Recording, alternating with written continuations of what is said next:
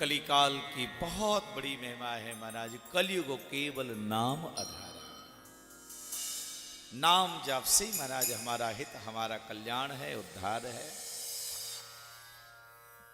कीर्तन करवाया, आवाज हिरण्यकश्यपु के कान में जाती है, ये कीर्तन कहां हो रहा है, बंद करवाओ। तो भैया सेवक गए, प्रहलाद को हाथ लगाया, भक्ति का करंट लगा, प्रहलाद नाचने लगा। हमारा सब सैनिक नाच रहे, प्रहलाद जी नाच रहे थे, सैनिक नाचने लगे। हिरण्यकश्यपु स्वयं आया और देखा जिसको भेजा वही भक्ति में डूब रहा है, नाच रहा है। तो डांट लगाई, कीर्तन बंद हुआ और प्रहलाद को लेकर सभा में बुलवाया गया और वहां पर एक लोहे के खंभे को अग्नि में तपा के लाल करवा दिया। और हिरण्यकश्यपु ने बार बार खंभे की ओर संकेत करते हुए प्रहलाद को कहा, हे प्रहलाद,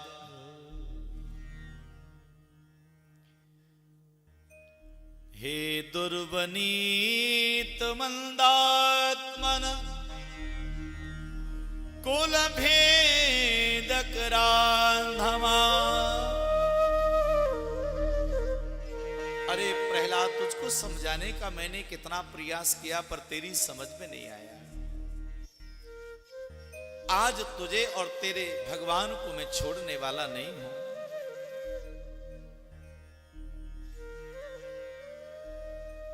बता तेरा भगवान कहां है? कहां पिताजी? वो तो सर्वत्र है, सब जगह है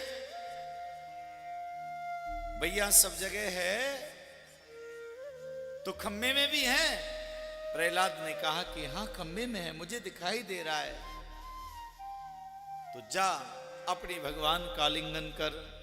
प्रहलाद ने जैसे खंभे की ओर देखा तो महाराज एकदम लोहे का खंभा अग्नि में लाल हो रहा है, उस पर भी एक चींटी को चढ़ते हुए देखा। प्रहलाद समझ गए भगवान ने अपने होने का आभास करवा दिया। प्रहलाद दौड़ के गए और खंभे का आलिंगन करने लगे। ऐसा प्रतीत होने लगा मानो भगवान ने अपने गले से लगाया हो। भक्तवत्सल भगवान की। मेरे ठाकुर जी का नाम है भक्तवत्सल। लोग कहते हैं महाराज भगवान को भक्तवत्सल क्यों कहते हैं? भैया वत्स माने होता है गाय का बछड़ा। आहा,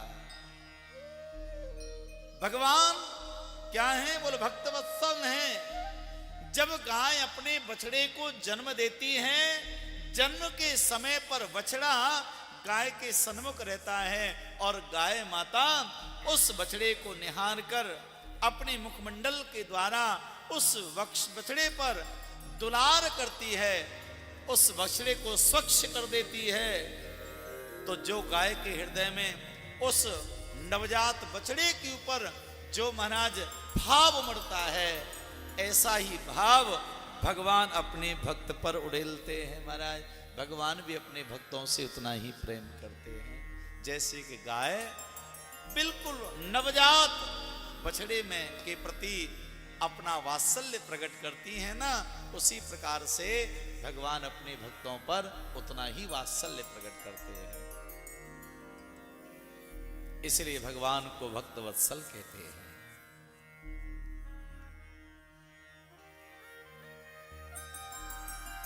देखा कि महाराज प्रहलाद का तो कुछ भी नहीं हुआ।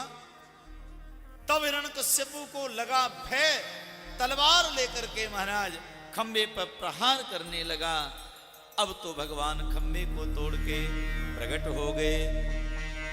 नृसिंह भगवान की।